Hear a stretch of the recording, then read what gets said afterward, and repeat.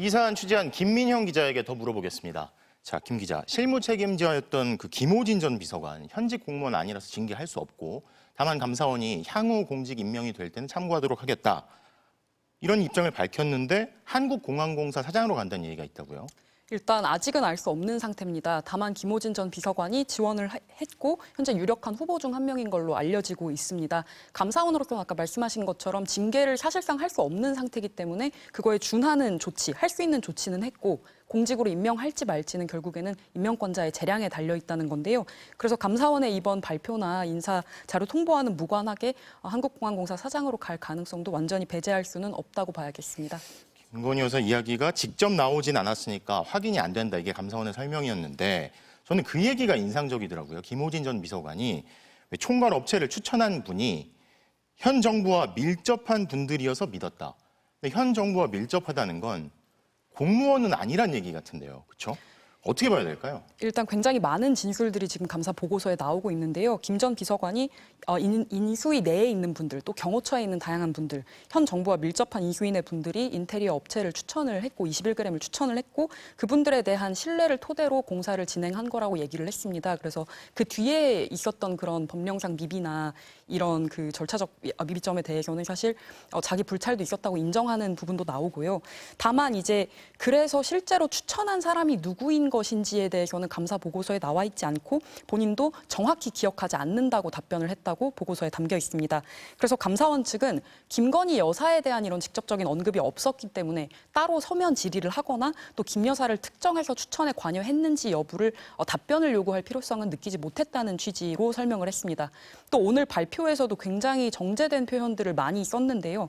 준공검사가 일단 가령 없었던 데 대해서도 이게 이제 필요한 건물 짓고 나면 필요한 법령상 절차로 규정이 되어 있는 검사인 건데 불법이라는 표현 대신 법령상 절차와 다르게라는 말을 쓰거나 허위라기보다는 또 서류 조작이라는 말보다는 실제 공사 내역 미반영 이런 표현들을 실제로 보고서에 담았고요. 저희가 질문을 했을 때도 어떤 강도의 차이가 있다는 취지로 그러니까 이게 고의성 여부가 있는지 없는지를 판단해야 된다는 취지로 답변을 하기도 했습니다. 그래서 사실 이 감사 보고서만 놓고 보면요. 이게 잘못을 했다는 건지 어느 부분을 잘못했다는 건지 굉장히 애둘러서 정제된 표현을 많이 쓴 것 같습니다.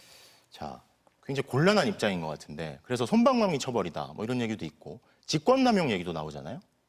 일단 참여연대가 청구한 감사 4개 중에 지금 2개를 받아들여서 일부 감사가 실시가 된 건데요.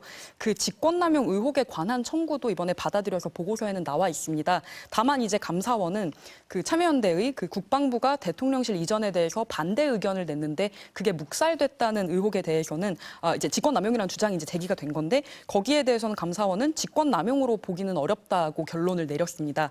그래서 그 여러 가지 근거를 댔는데요. 재작년 10월에 우선 국방부가 감사원에 제출한 답변을 주요 근거로 들면서 대통령실 이전 결정을 존중한다. 또 업무 계획 같은 거를 대통령실과 긴밀하게 소통을 해가면서 이전 계획을 논의했다. 이런 의견을 냈다는 걸 근거로 들었습니다.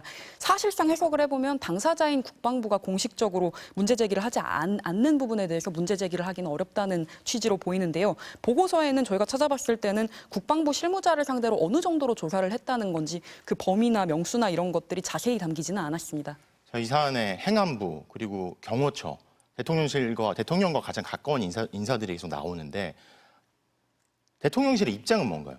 예, 대통령실도 곧바로 입장을 냈습니다. 우선 집무실과 관저 이전 과정에서 이번 감사 결과를 통해서 특혜는 없었음이 확인됐다는 취지의 입장을 냈는데요. 절차상 일부 문제점이나 미비점은 있었지만 우선 수의계약 자체가 그러니까 국가 보안시설을 상대로 수의계약하는 것 자체가 위법성이 없다고 했으니까 특혜 시비가 가려진 것 아니냐는 입장이고요.